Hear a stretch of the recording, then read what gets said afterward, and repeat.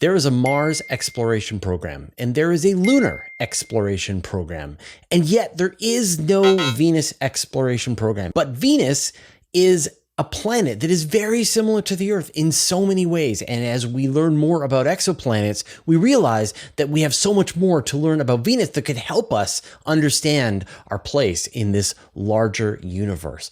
What will it take for us to be able to get a Venus exploration program? My guest today is Dr. Paul Byrne, and he is part of a team that is advocating for a single, cohesive, holistic program that will help explore Venus, not just for a couple of missions, but for decades to come, something that will be able to provide this long-term goal to achieve scientific objectives on the surface of Venus. We want a Venus sample return mission. We want to be able to see balloons floating in the atmosphere of Venus, orbiters, landers, rovers. There's a lot of really interesting technology. And so Paul and his collaborators want to see this larger program with long-term goals that will allow various scientific voices to propose various missions, new technologies, the things that will both make exploring Venus more sustainable, easier to do, and at the same time achieve some of those scientific goals and answer some of those big questions that we have about Venus and the rest of the universe. So enjoy this incredible conversation with Paul Byrne. Paul, how coherent is the current sort of worldwide exploration of Venus compared to the exploration of Mars? In short, it is not. And the reason for that is twofold. And one is that for a long time, Venus didn't get the attention that other destinations have, particularly Mars. And two, a lot of the work that's recently come to be in terms of these new missions that were selected, they've evolved almost organically. They're not the result of a strategic plan to how to proceed. And so a lot of what's happening now is the response to people reacting to these selections and figuring out how can we actually make it a bit more joined up than it was originally. Right. And so if we look at the exploration of Mars with Pathfinder, Spirit, Opportunity, Curiosity, Perseverance, Ingenuity, and then all of the orbital missions, I mean, there is this plan that was developed 30 years ago, and right. We are going through the steps. But that plan just was never formulated for Venus in the That's same exactly way. Right. Or was it abandoned? Well, so there's two ways of looking at it. So certainly, and actually it's a coincidence, or it's interesting looking at the timing of it. So people have been interested in Venus for a long time. Venus is closer to Earth than Mars is. It's more easy, it's faster to get to than Mars, and we can launch more regularly to Venus than we can to Mars. So in the early era of planetary exploration in the 60s, Venus was the poster child. Everybody sent their stuff there, the Soviets, the Americans. But over time, a lot of the basic stuff for Venus was sort of answered, what's the surface look like? Well, we had very limited information. We had something about that. We understood what the climate was like. We had an idea following a big mission that NASA had in the early 1990s called Magellan, which was the first mission to produce almost essentially global radar images of the surface. A view emerged that we sort of figured everything out and we kind of understood Venus. And around that time, NASA was, as it always is, in serious financial straits. And for some reason, the funding that was designed to help scientists help endure the legacy of Magellan by carrying out research on those data, that funding was cut in about 1995. The following year, although there'd been interest in Mars for decades preceding that too, we'd already sent stuff, including landers, to Mars in the 1970s. The following year, in 1996, there was the discovery of something called ALH 84001. It was a meteorite collected the previous decade in Antarctica that, in 1996, was proposed to contain what looked to be fossilized microbes from Mars. Now, in the modern era, I'm not sure many people or really anybody kind of buys that idea. We now think that that's not a biological signal in that rock. But the point is, it shifted the focus at a time when the Venus community was getting smaller anyway because of these unrelated issues, to suddenly the prospect of Mars being another place we would go back to. So particularly for folks who might be kind of relatively new to following the planetary world and the realm of what we're doing in terms of exploring Mars, Mars was not always the place we sent almost all of our stuff to. But that shift happened in the mid-1990s, and it was followed in 1997 by the first successful touchdown and operation, like you said, of the Pathfinder rover, the first time we'd ever roved a machine robotically, remotely on another planet. We'd roved stuff on the moon in the 70s, but not not anywhere farther than that. So around that time, there was a recognition that Mars was a place we could materially explore beyond just landing. We could rove and ultimately fly, as you saw with Ingenuity. And so the idea is that around that time, NASA put together something called the Mars Surveyor Program, and it became what was called the Mars Exploration Program. And it changed from this idea of sending stuff every so often to somewhere, or choosing to send stuff based on things like competitions, right? So where teams would propose a mission and then you would win, and a lot of factors go into whether you get selected or not, into a much more deliberate, considered way of approaching the exploration of Mars. Now, there's really only one other destination that comes close to that, and it's the Moon. So certainly, in terms of the biggest amount of money we've ever invested in any kind of planetary exploration, it's the Moon, it's the Apollo project. The Moon, like most of the places, including Mars, fell out of favor in the 1980s. And that began to change again in the 1990s, and particularly in the 2000s, when there was a recognition that perhaps the Moon might contain much more water than we had thought originally. And that also has led to what is now known as the Artemis program. And that's itself gone through various iterations over the past 15 or 20 years. But there is now a sustained, serious effort by the United States to put humans on the Moon again. So the Moon and Mars are two places where NASA has a dedicated exploration program. Capital P, which is a thing that Congress says, this is a particular item we're going to fund. Almost all the rest of what NASA does in terms of the planetary realm, it does through just a big chunk of money. And NASA itself can decide how that gets apportioned out. But Mars and the Moon are called out specifically as destinations, and that allows NASA to take a longer view and a more considered view for how to build on each of these successive missions. And so with Venus, a place which we can talk about as an incredible science destination, the goal of this strategy, is to call on NASA to formally make a Venus exploration program, where we can take that same approach, that piecemeal building on, to basically consider how we would do that for Venus. Right. And I mean, I don't think people realize the scope and the scale of like the work on the Moon is kind of starting to overwhelm me in my reporting. There was a press release that just came out, I think yesterday, where NASA had set aside $25 million for to 10 different providers that are going to be creating infrastructure for long-term habitation on the Moon, transportation systems, logistics, communications networks, things like that. Like there are, I'm going to say dozens, if not hundreds of projects that are being funded right now across NASA to fulfill both the exploration of the Moon, but also the long-term habitation on the Moon of a science station and whatever that looks like. And with Mars, I mean, and we're going to talk about Mars later on a bit more, but there is, again, I don't have enough fingers to list off all of the vehicles that are currently either in orbit or on the surface of Mars right now.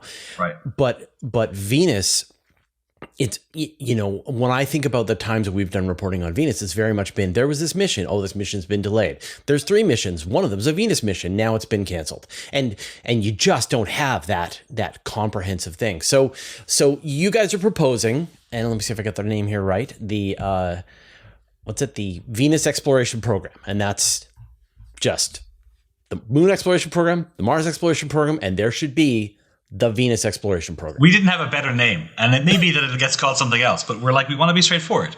And what we want to do is, and programs are great, right? And there are lots of different programs, but in this particular context, and I've had to learn more about this kind of programmatic stuff than I think I ever wanted to. Program in this context is a capital P, and the reason that matters is because that is, like I said a minute ago, that is where basically Congress says this is a dedicated piece of money that you can use to go and carry out this program. Instituting a program, capital P, is difficult and often meets a lot of resistance. And there have been many calls for other destinations or types of destination to have their own program. There have been calls for an ocean worlds program, an outer planets program, dedicated essentially lines in NASA's budget in which Congress says to NASA, thou shalt spend this money in this particular way to advance this particular kind of science. We recognize that there's a big resistance to getting a capital P program installed because it requires, it's not just NASA saying, okay, we'll consider this. This becomes a thing that has to go to Congress. And that requires a lot of stakeholders, a lot of advocacy, making the case to Congress, who are, of course, the people who control NASA's budget, to say what you should do with the money you have. And although in absolute dollars, NASA's planetary budget right now is relatively healthy, in fact, it's amongst the highest it's ever been, it is still substantially less than we need to realize the ambition and the vision of the national and international planetary community. And so this kind of thing for Venus would necessitate more money than NASA's getting, but almost everything that the community wants to see happen necessitates more money. So the question has to be, how do we actually go and advocate for this to happen? Now, a big point we make in this report is that we are pushing for such a program to be established in the 2030s. And you might ask, well, what's the delay? So part of it is, right now, there's not enough money for anything, or certainly for any of the new things we want to see happen, and we'll get back to that. The second thing is, it is much easier to ask people to consider doing something if the people right now are not going to be the people in charge in 8 or 10 years, because it becomes less difficult for them to say, well, okay, this is an interesting idea, because they're not going to have to commit to this and put their cash behind this to try and make this work.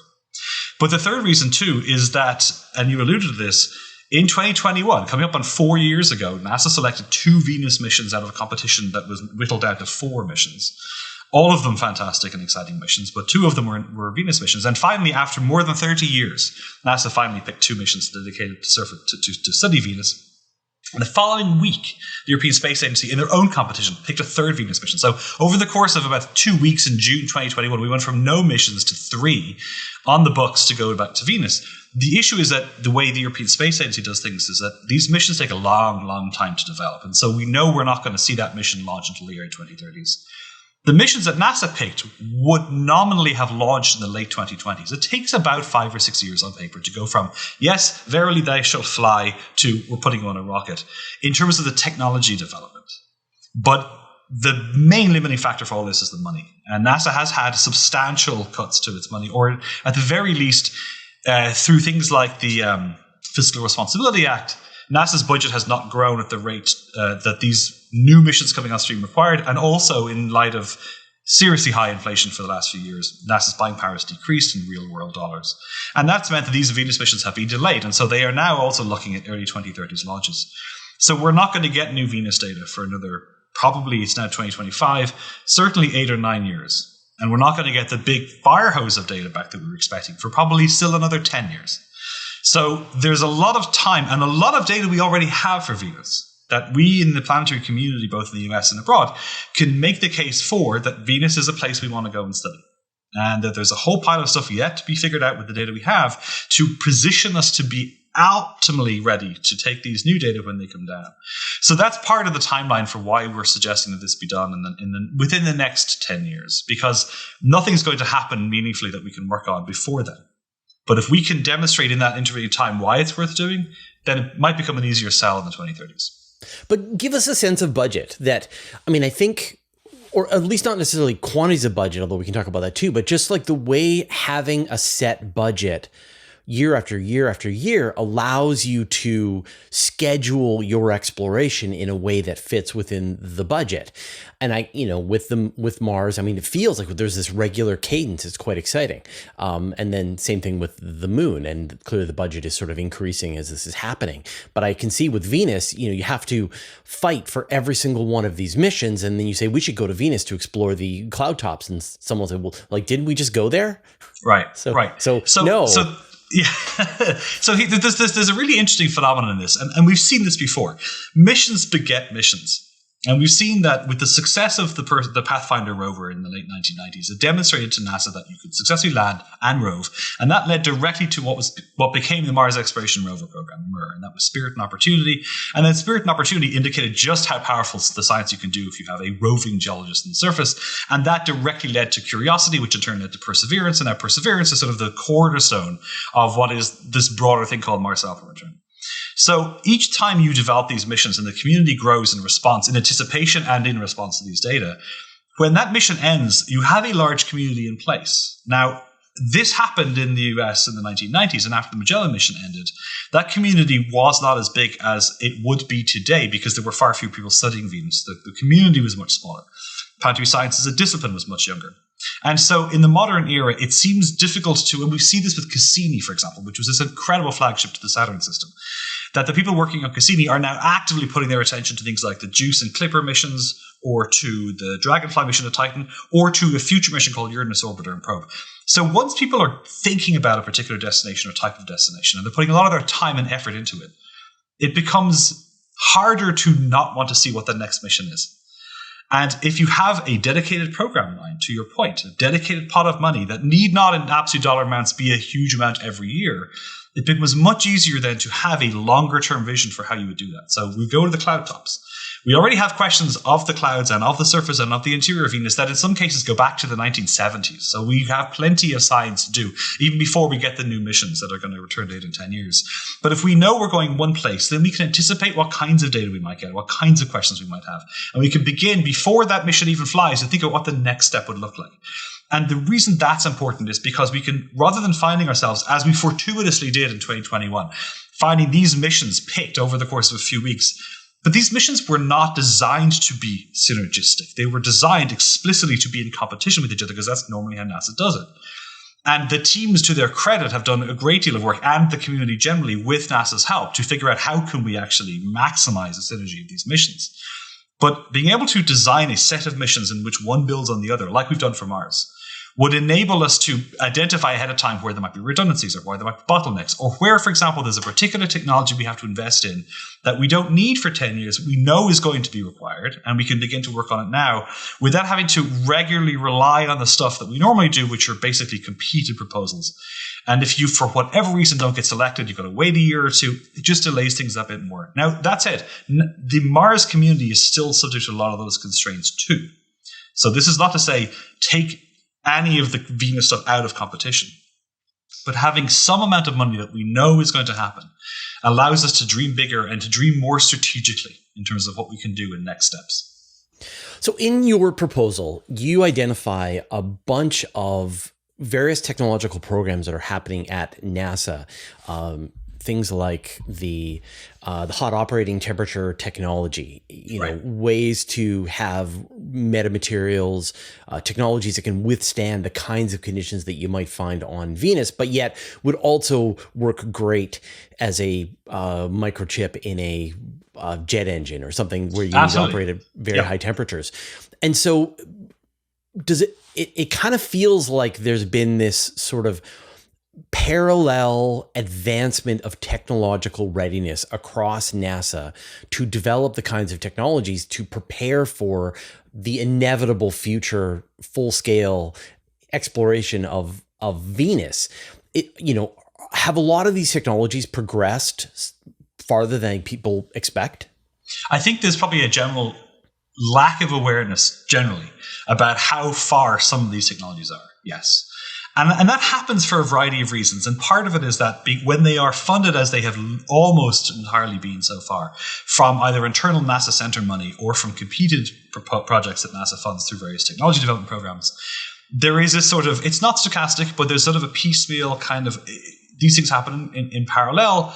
But the people working on these things that may not be applied in the same place to Venus, for example, the balloon technology being developed by the Jet Propulsion Lab, or folks at NASA Glenn who are looking at these high temperature transistors, they're all aware of what they're all doing, but they're not happening within one overarching vision for how to implement these things for Venus exploration. They're happening because there are very clever people proposing to, within their centers, or to NASA more generally, as to this is a thing we should invest in. But NASA has an enormous technology portfolio. And in the context of, say, Mars, when we knew that, for example, the airbag system that worked for Pathfinder, Spirit, and Opportunity wasn't going to work for the Curiosity or Perseverance rovers, there was a dedicated line of money in which NASA could say, okay, well, we need to figure out how we're going to get a bigger rover onto the surface. And that happened very much in response to the science requirements of those bigger rovers, because the community at that point was like, we need to have a bigger rover, it needs to go farther, it needs to last longer. And so there was a very clear rationale for why to do this, and there was a resource in which NASA could then say, okay, we're going to develop what became SkyCrane. and the ability to drop these big rovers. And of course, SkyCrane has been proposed to be used on a Europa lander. SkyCrane may feature in this revised Mars sample return idea.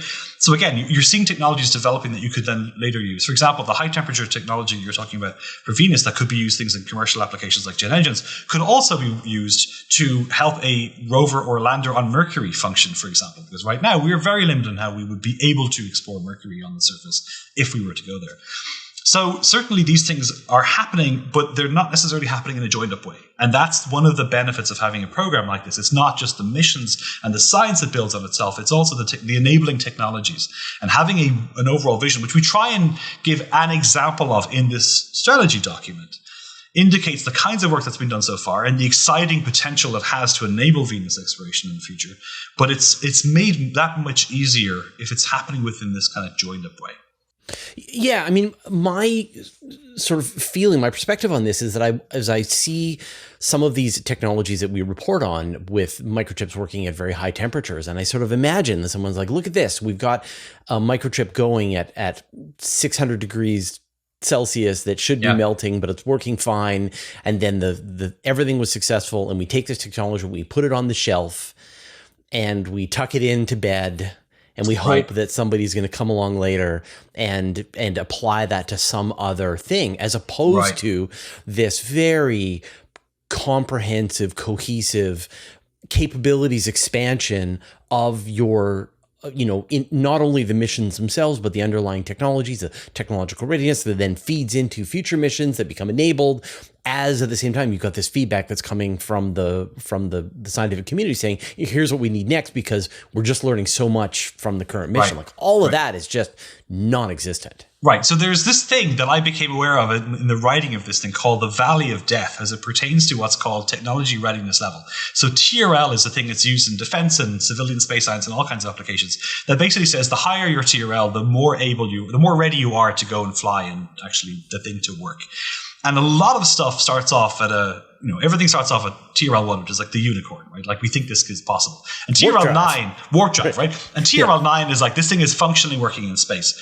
Getting stuff to a low-ish TRL is not that difficult, says the guy who's not an engineer. Relatively speaking, a lot of stuff is brought to maybe TRL 4 or TRL 5. TRL 6 is this magic point in which at that point it's now incredible enough that you could give it a good shot of working. So we've lots of stuff, if you had a histogram of things at TRL, we've lots of stuff at TRL 2, 3, 4. We've lots of stuff at TRL 8 and 9 that's actually working. We have relatively little stuff in the middle. And it's exactly the scenario you outlined. Like you might develop something that where, say, we have transistors that work for months at ambient Venus temperature conditions. These things are very, very simple. They might be equivalent to late 1940s or early 1950s computing technology, but they're working at ambient Venus temperatures using silicon carbide transistors, for example. But they are not being funded to fly in something yet. And so whether or not we can bridge that so-called Valley of Death remains an open question, because otherwise we might develop this technology, then the competed program that was funding it comes to an end, and that technology gets put on the shelf. White papers and regular journal articles are written, people are aware of it, but we have to wait for the next usually competed opportunity to actually take this off the shelf and propose it. And then it's just a proposal. It has to get funded. Whereas if you had this joined up way of doing it, you could say, okay, we really want, we know Venus is a hard place. And people listening to this are going to be thinking, well, hang on, isn't Venus like, hellish and sulfuric acid and like crazy temperature suppression at the surface? Yes. It's not a good reason not to explore it. It just means that it's harder. But the science behind why you would want to rove on Mars and why you would one day ultimately want to bring samples back from Mars is every bit as applicable to Venus. It's just technologically harder. And what we've seen from Mars is that dedicated technology development in service of a vision is a much more effective way of making these things a reality than proposing, hoping for the best, and then hoping one day somebody takes it off the shelf and chooses to fly it. Well, I've got a question from one of my patrons from AM asking something sort of related to this, which is there a way to get a sample from Venus back to Earth? And I want to sort of modify this question and say, like, is that the a pretty significant downstream goal that could be sort of something, a vision for something like a Venus exploration program, is to say, we want to put a sample in the hands of a geologist? So I think certainly the short answer is yes, absolutely. And in fact, some of the most profound questions we haven't really talked about the science yet for Venus, but it is worth pointing out, it is the only other Earth-sized world in the solar system. And it is probably the only other Earth-sized world we will ever visit with spacecraft. Because although we are learning more of these things orbiting other stars, they're so impossibly far away that I don't want to prescribe what technology will look like in 10,000 years, but 10,000 years ago, we had the Stone Age, right? So I don't know when we're going to go to exoplanets. So really, Venus is the place we're going to have to go to if we want to understand the rules that govern Earth-sized worlds generally. And we often ask, why is Venus not like Earth? But maybe a better question is, why is Earth not like Venus, right? Because we are going to, in the next 10 and 20 years, learn through things like James Webb Space Telescope observations just how common Venuses are versus Earths. So there's a whole pile of really profound science you can do with Venus. And some of that science requires getting to the atmosphere, some of it requires getting on the ground. And that is difficult. But in terms of why we would actually want to do this and how we would try to visualize it and ultimately what the ultimate goal would be, a Venus sample return would parallel strongly what, say, Mars sample return is. Now, the planetary community has identified and articulated Mars sample return as a priority for a long time, at least 20 years. And there are ideas for doing Mars sample return that go back to the 80s. And I think it will be a natural evolution of our Mars focus as a species in the next 10, 20, 30 years to transition from the robotic exploration to the crewed human exploration. I don't think we're going to see humans on the surface of Venus within the next 200 years, right? Maybe someday. They may sooner than that be in the clouds because, of course, folks may know when you're above the cloud tops of Venus, it is the only other place in the solar system that's room temperature and pressure. So maybe we'll see humans there. But the robotic value of bringing a sample back from Venus would be profoundly important. And that's exactly the kind of thing that could be this sort of endpoint. An issue here, too, ties into the fact that because NASA doesn't have very many planetary programs, capital P, it's not exactly clear how one ends. And we make it very clear in this program, in this document, that such a program could be a self-contained thing. It may be that it takes 30 years to implement. But the idea would be that it would have a very well-defined end goal. And a sample return from the surface of Venus is exactly the kind of thing you could make. That's a thing for the community to decide. We propose that as one kind of thing that you could do in the report. In the nearer term, you could do a Venus atmosphere sample return. And there are concepts for how to do this. You would send basically a skimmer in, and it would go really close. It would dive in to the upper rarefied part of the atmosphere, but there's still enough that you could collect in a tube and bring that back to Earth. It wouldn't answer all of the questions that a rock sample would, but it would certainly go a long way to tell us a lot about what Venus is made of and how it evolved. So sample return for Venus generally, yes, absolutely. The problem is, because it is such a big world, it is technologically extremely challenging to do. But that is not a reason not to do it. It just means that it'll be expensive and it may take several decades. But if we don't start now, then it may never happen. Right. Yeah.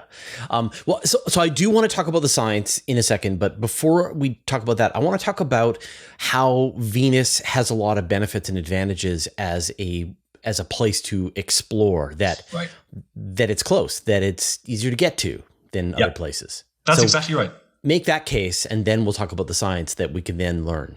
So Venus, if you want to use the cheapest, lowest energy, but functionally cheapest way to get to Mars, we use what's called a Hohmann transfer orbit. We get an opportunity to do that about every 26 months. It's every 19 months for Venus, right? So we could launch more regularly. If there was a launch window that we wanted to go on, we would have more frequent launch opportunities. Or if one slipped, it would be less of a slip than it would be if it were a Mars window, for example. It takes less time to get to Venus. You can get there, depending on what the trajectory you're using. You can get to the moon in a few days, or you can take 2 months to get to the moon, depending on how much money you have and how big your engine is. You can take a long time to get to Venus, or you can get there relatively quickly. Venus offers a whole pile of opportunities because it is a relatively underexplored world. And although some of the most important and pressing questions we have are only answerable by going to the giant planets and the outer planet moons, for example, or the trans-Neptune objects or objects, even in the main asteroid belt, cruise times to those destinations can be of order half a decade to a decade or more, particularly if we were to set a big flagship mission to Uranus, for example, depending on how we would get there and how we would stop.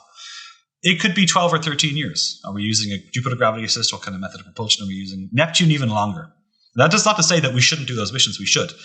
But if we are only doing those missions, we're talking about a serious gap of 8 or 10 years, perhaps, between each successive mission returning data. Now, we are going to have stuff happen to the moon. And the science exploration of the moon is a subset of the much larger and more expensive human exploration of the moon. But Venus offers us a place where we could get really important planetary science questions, habitability questions, atmosphere, interiors, how planets form. at a regular cadence for relatively not that much money, whilst we're doing really big moonshots, figuratively, to go to the outer solar system. So it's not an either or, it's an as well. But in terms of answering some profound questions, Venus has a large rocky interior. It has an incredibly varied surface. It has a very thick atmosphere. It has an induced magnetic field, not an intrinsically generated field, one of the which questions we don't know why. But if you want to answer questions like how do planets form, how do they evolve, how do rocky planets release their atmospheres, how do they lose their atmospheres, how do they replenish their atmospheres, how do the surfaces evolve, what's it made of, even things like was it ever habitable? There is a possibility. There is the room in the sphere of what ifs in which Venus had liquid water oceans on the surface for a time, and now it doesn't. Why? There are some foundational questions you can ask that influence people who study all kinds of different aspects of planetary science that you can do at one destination. And that's the really cool thing about Venus too. It's relatively easy to get to. You can answer a lot of science questions. There's two other potential benefits. You could have a large set of flagships going to Venus, but they need not be the kind of price point that we would need necessarily for flagships, say, the outer planets. So not all flagships. NASA has this in its planetary sphere. NASA has these different levels of competed mission, and it has flagships, which are typically about $2 billion or above. But they don't all have to be created equal. And you could have a flagship to Venus that would not be as expensive as a flagship to someplace else, in part because it's not necessarily flying for as long or it's not operating as long. And of course, there is one other thing too, which we touch off in this strategy document, which is that as we are going to send humans into space on long duration flights, and this is an idea that goes back to the 1960s, one could potentially choose to use Venus as a flyby destination for humans. They wouldn't land and they wouldn't go into orbit.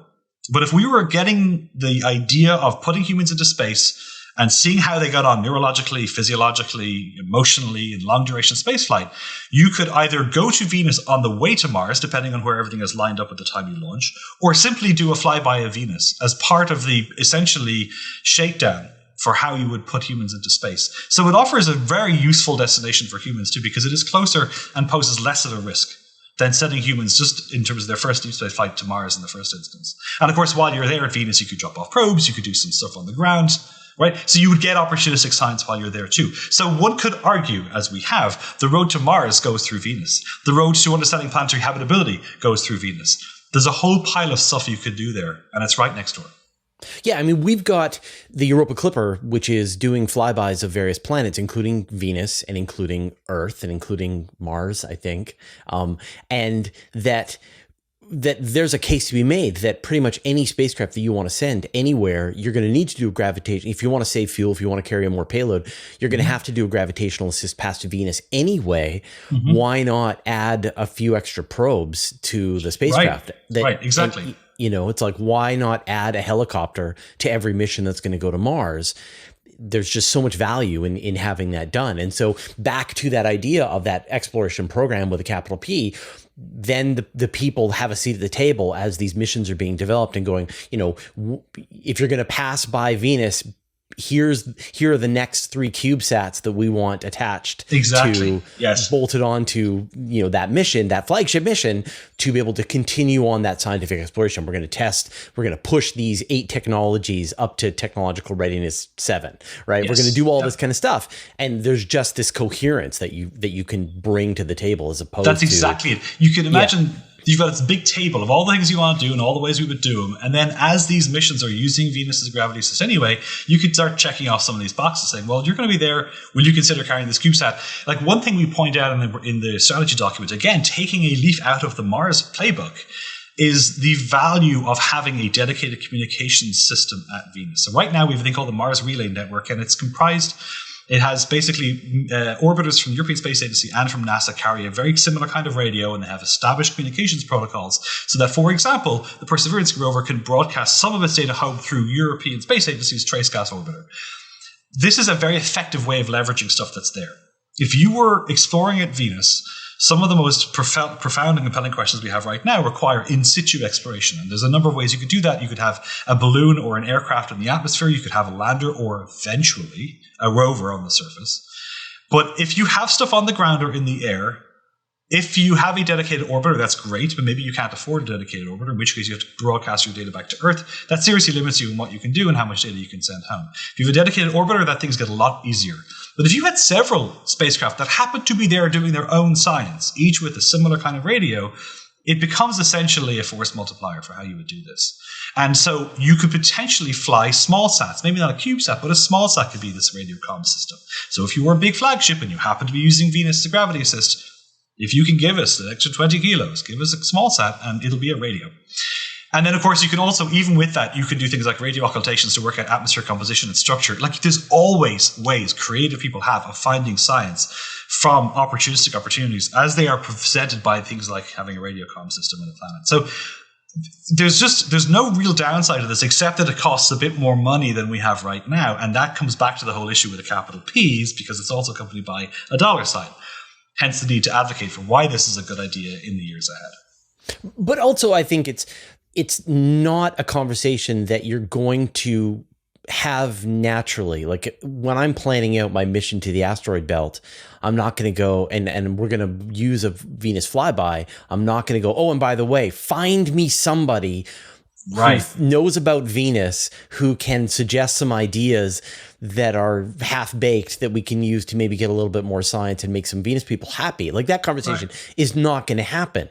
But if you have this Venus czar who is leading the Venus exploration program, they're going to have a list and they're going to go, oh, you're going to Venus, you say? Well, here are the 7 ready CubeSat concepts or small sat concepts that we have developed that can work in tandem with the instruments that you're thinking of. Like the thinking is done, then the decisions become a lot easier. And exactly. And right now that just doesn't exist. And so I'm sure right now it's very much like you knock on the door, go like, here you're going to do a flyby Venus. Is there any way we could sneak us on board? And you're like, the paperwork, the headache, forget it. And so that's exactly, and there's it's even harder than that, because often the missions that are flying are, no mission to my knowledge in the history of humankind has ever said, we have a whole pile of extra money, how will we spend it? But more to the point, often these missions are competed. And a good example of this is those 2 missions that NASA selected in 2021, Veritas and Da Vinci. Veritas is a global orbiter designed to take revolutionary new radar data at the surface. And Da Vinci is going to be one of the coolest things NASA's done in a long time. It's going to drop a probe through the atmosphere, and it's going to take photos of this weird ground that we've been studying for 40 years and we don't know what the hell it's made of in the last few minutes before it hits the ground. These missions will be revolutionary. We know that because we've got the questions that are driving them since the 1980s. But those missions, because they were competed missions, and competed missions work within a very, very tightly constrained set of parameters in terms of budget and requirements and a bunch of other things, there's often very little to no flexibility in terms of, NASA generally won't give you another extra 20 million to put another thing on it. And so even if there were people going to the asteroid belt via Venus, even if they wanted to carry a small sat or a CubeSat, it'd be very difficult for them to do that unless there was a mechanism in place, not just that this technology and science motivation would be there already, but more to the point that there would be an ability for this team to carry that. Now, NASA does, in some of its programs for competed missions, say, we'll give you a sweetener if you bring this technology demonstrator. For example, the Psyche mission on its way to a 16 Psyche, what we think is a metal asteroid, is carrying a thing called the Deep Space Optical Comm System, DSOC. It's basically like a laser version of a radio system, and it's already doing insane stuff, and they're sending videos of cats from the far reaches. Yeah, I believe I called that the most important technological demonstration in the last decade for NASA. It probably is, because if you can beam your data back with a laser and collimate it tightly, you're talking about way more data volume, right, for not much more power. So DSOC is a technology demonstrator, and that was something that NASA offered as a tech demo to proposing teams in that competition, saying that if you fly this, we will give you some credit towards something, either your budget gets increased by a little bit or whatever. So NASA could clearly incentivize proposing teams. And of course, if you're proposing to a competition and you're not going anywhere near Venus, you're not likely to change the entire parameters of your mission to take advantage of this. But if you are going to Venus, or you're going past Venus, there are lots of ways, precisely to your point. If there was a Venus SAR or Serena, if there was a way of strategically viewing all this, that mission teams could elect to do this and say, we're going to help advance Venus science, even if that's not our principal objective, because it's a place worthy of exploration. Yeah. All right. You champion a bit. Let's talk about some science. So what are the big scientific questions that that you think we could see a lot of progress under this coherent Venus exploration program, which would maybe be different from competitions or people attempting to sort of one-off answer a question that they have burning? So there's two parallel answers to this. So one is, I can give you ideas of science questions we have already, but I want you to all know there's a set of questions that we don't even know to ask yet because we don't know what these new missions are going to show, right? So there's this stuff we know we're going to get those extra questions. We don't know what they are or how revolutionary they'll be. But the ones we have already to hand can be grouped into all different kinds in terms of like what the atmosphere is made of. We don't know what the ground is made of. We don't know what kind of chemical diversity there is in the rocks, because that tells you about what the interior is like and what its history is like. But I'm going to zoom back and step back a little bit and say, one of the most important questions we have is whether Venus was ever truly Earth-like. It is Earth-sized, or equally Earth is Venus-sized. And so when you hear of we discovered an Earth-sized world around another star, you could just as likely say we found a Venus-sized planet. But we do not know if Venus was ever truly Earth-like, meaning it had liquid water on the surface. And so answering that question, the Da Vinci mission is going to try and answer this question by measuring things like noble gas isotope ratios, which it'll do on the way down. But it's not going to, no one mission is ever going to answer all of the questions we have, much less the questions that it will raise. The Veritas and European Space Agency mission Envision are going to try and tackle some questions of Venus's past by looking at what the surface is made of and also what it looks like at much higher spatial resolution. So, for example, in the case of Mars, every time we've flown a better, more capable camera there, we've seen smaller scale things. We see new things that revolutionize our thinking of how the surface of Mars has evolved, and it will be undoubtedly the same for Venus. But one of the most important questions is, how do you get a planet that is Earth-sized, that is not Earth-like? And the reason this has profound implications is because it speaks to whether or not, if Venus was never like Earth, is that simply because it was a little closer to the sun than we are? Or what does that mean for whether Earth should have been like Venus or not? If we find that Venus may once have originally been like Earth, and one of the ways we definitively will answer that question is by getting on the ground and measuring the surface compositions of materials that we have no idea of. If we can show that that is in fact the case, that Venus was, at least for a time, had liquid water oceans on the surface, then we have big questions: why did it change? Why did it go wrong, as we might see it? And then an equally important question that follows from that is, well, why didn't Earth go wrong? And that is, I cannot emphasize this enough, profound implications for how you keep a planet habitable, how you make it habitable in the first place, how likely we're going to find other Earth-like worlds with potential life on other planets orbiting other stars. But basic things like, we don't know why the atmosphere is the way it is. We don't know if it is the result of what's called a runaway greenhouse or if it was some other process that led to it. We don't know what the ground is made of or why the ground looks the way it does. A paper came out only 2 years ago that demonstrated definitively evidence for volcanic activity on the surface. We've long suspected it, but we did not know. We have no idea how tectonically active it is. We don't know why it doesn't have generated its own dynamo that Earth does. We don't know if it perhaps once did in the past.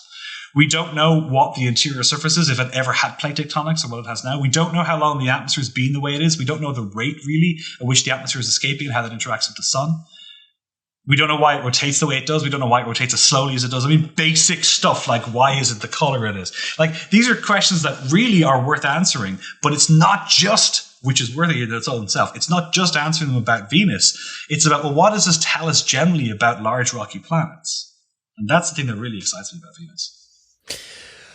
So then, to kind of put that back into that framework, that, I mean, let's say that, I don't even know, like, what is the Mars exploration program budget? A few $1 billion a year? So it depends, and it has changed a lot because of uncertainty tied to this Mars sample return concept. So right now, there is a lot of money that's underpinning the Curiosity and Perseverance rovers, not nearly as much as it costs to develop them, but the Mars exploration program is certainly supporting those, and it is supporting the operation of, for example, other spacecraft like the Mars Global Surveyor or Mars or Odyssey and MAVEN missions that NASA is working on. The Mars exploration program generally right now is largely focused on Mars sample return, but it's also, and the Mars community has been thinking a lot about what happens after Mars sample return. What is the future of Mars? And a very exciting idea that has been floated is perhaps there's a way to apply what something called CLPS, the Commercial Lunar Payload Services Program, whereby commercial vendors are basically designing and operating spacecraft landers and whatnot to carry things to the moon for NASA at a lower cost point than if NASA were entirely doing it in-house. Maybe CLPS could be essentially applied somehow to Mars. So it's not clear what the Mars exploration budget is going to be like, because there's a lot of uncertainty about how Mars Sample Return gets implemented. But certainly the Mars exploration program so far has led to a very successful series of missions, each one building on the other, at a price point that is not insubstantial, but relative to the entire science budget and relative to the entire GDP of the US is vanishingly small. Mm-hmm. But I guess my point is that if you did, let's say that you were able to kind of match the cadence of Mars, that you make the case that Venus is as scientifically interesting as Mars is, and I think you've made that case with all of those questions. So then that breaks down into maybe a couple of flagships a decade, and then a collection of Scout class, various class probes that are smaller than that can then continuously explore. But where do the Da Vinci, where does that already sort of fit in? Those aren't even flagship level missions, right? Right. So there, in the US, NASA has these things called assessment or analysis groups, the AGs, and there's an equivalent in heliophysics and astrophysics and earth science. But within the realm of planetary science, we have these AGs, and there was one for Venus called VEXAG, and the Venus Exploration Analysis Group. And VEXAG is the group chartered to produce this strategy document. Right? That's basically, and it is a group staffed by volunteer community scientists, early career, senior, mid-level. We have international representatives on the group, and it's open to anybody. And we try to make Venus, and actually that goes to a point I'll circle back to in a moment. But the idea basically is that what VEXAG has done is establish a goals, objectives, and investigations document. And some of the other AGs, like there's one for Mars, there's one for the Moon, there's one for Mercury, there's one for the outer planets. But the idea of these goals documents is that they set out a set of science objectives and goals that we would like to fulfill. Now, this strategy document is like a stablemate. It's like a cousin of one of these things. It takes a longer view, and it gets into things. We talk about how we would solicit input from the community and from the public. It has a broader view than this normal goals document. But these goals documents list what our pressing goals are. And once the Da Vinci, Veritas, and Vision missions were selected, even though they haven't flown yet, the VEXAG community has recently finished, or is almost in the process of finishing, updating those goals to say, okay, well, we anticipate getting these science objectives met by those new missions. Here's the crazy long list of stuff that's left.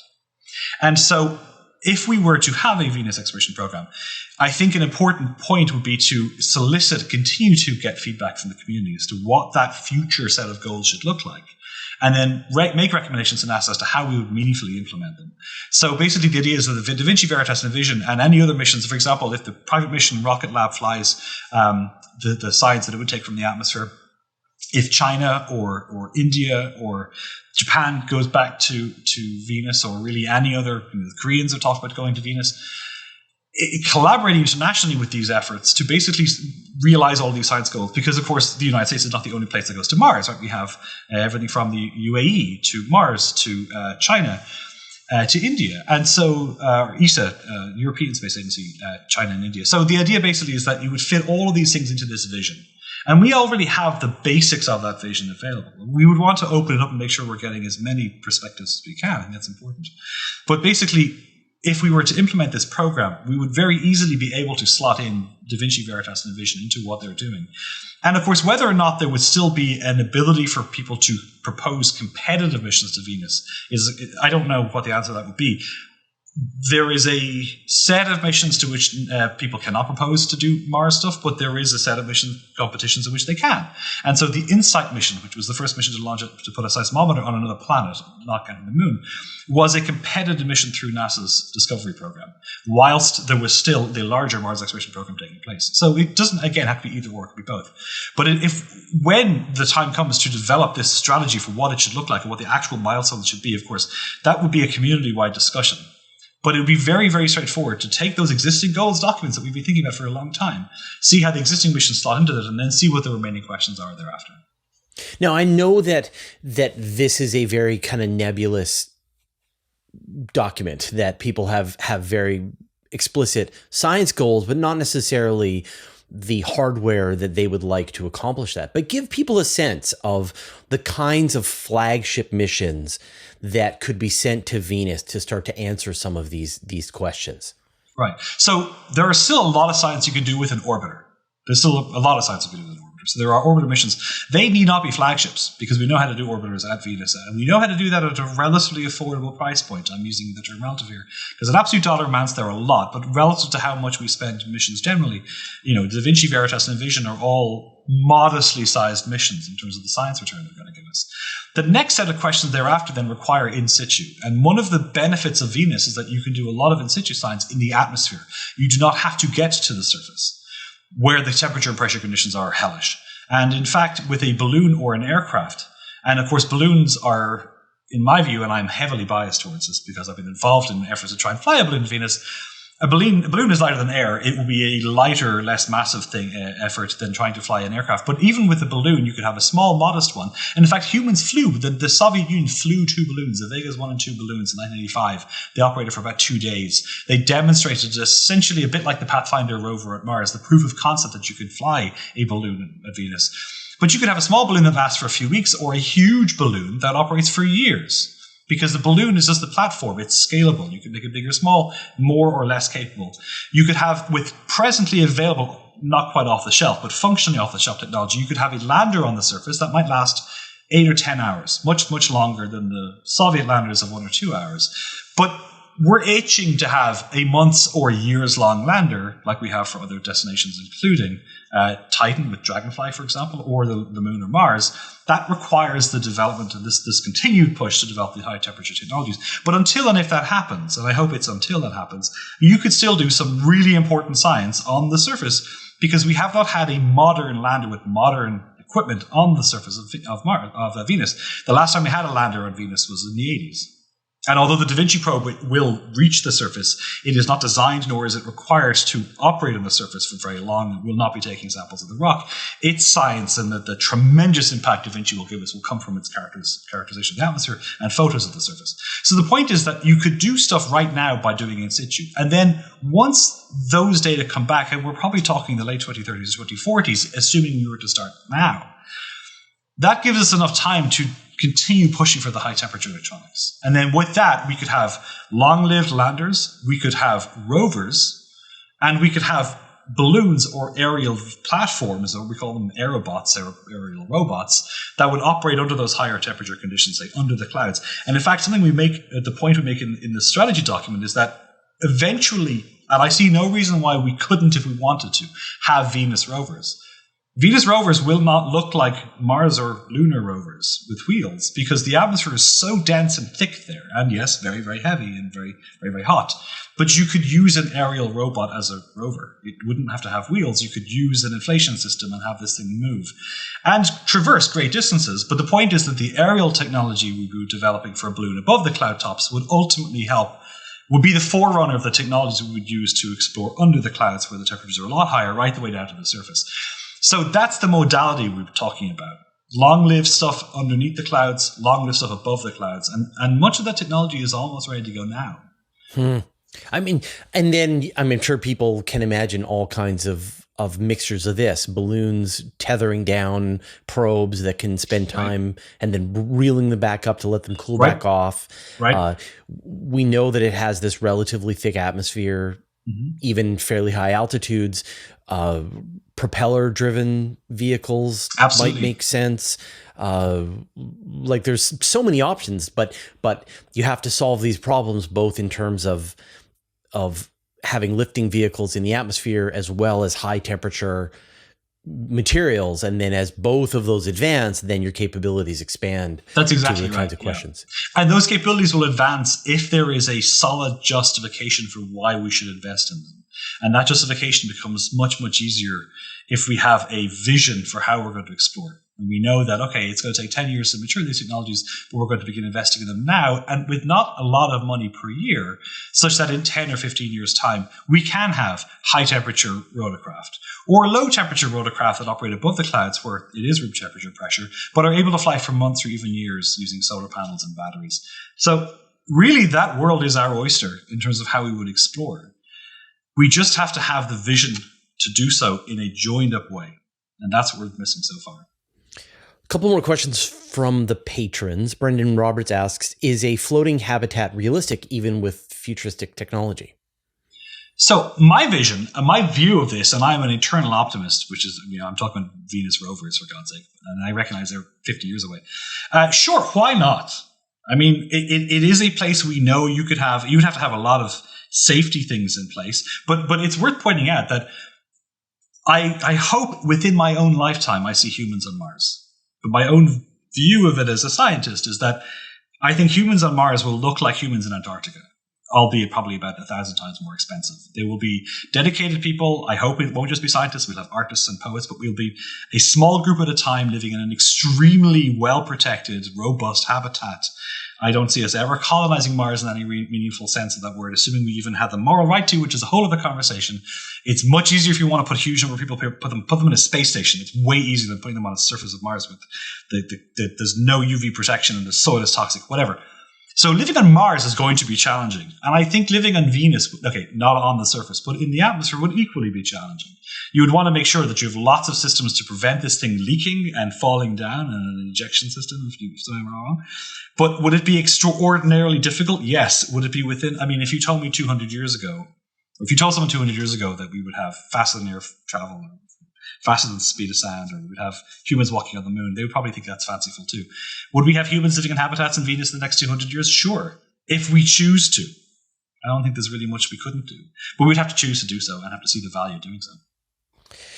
And then Arkham Fantasy asks, are the lava tubes on Venus potentially useful to help protect instruments from harsh conditions? Short answer. Venus is absolute terror. Like it's hard in all kinds of ways. It's hard if we wanted to bring a sample back, right? For example, and there are ideas that go back 20 years for how you would take a sample back. You would have a big not orbiting, but you'd have a huge platform above the clouds, a big massive balloon blimp thing, and it would send these things down, and they would take samples, and they would float them back up again, and they would rendezvous it. That technology is beyond us right now, but it's fixable. We can do that. And then you'd have to have a big ass rocket that would then fire. But of course, Venus is so big that its gravity well is almost out of Earth. So even getting a rocket from the surface of Mars, we've never done before, but we're talking about a gravity field almost 3 times higher. So really, anytime we want to do anything on Venus is hard. The issue is that the surface temperature at it's 470 Celsius. Now, I don't have a good intuition for that, and often people will say it's hot enough to melt lead. I don't solder. I don't have an intuition for what that is, but it is self-cleaning oven temperature. And I know what that is, right? It's crazy hot. That is the surface temperature. That's the mean surface temperature. There are places where it's higher, places where it's a little lower, depending on the altitude.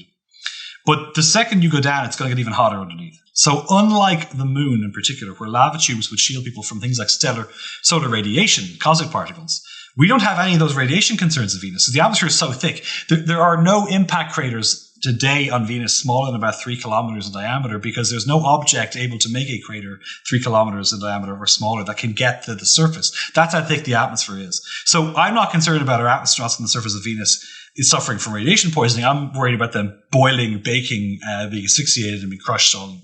So unfortunately, lava tubes, assuming they're there and are not squashed, unfortunately will provide absolutely no respite from the terrible conditions. We're going to have to bite the bullet and either accept relatively short-lived landers or heavily invest in that high-temperature technology.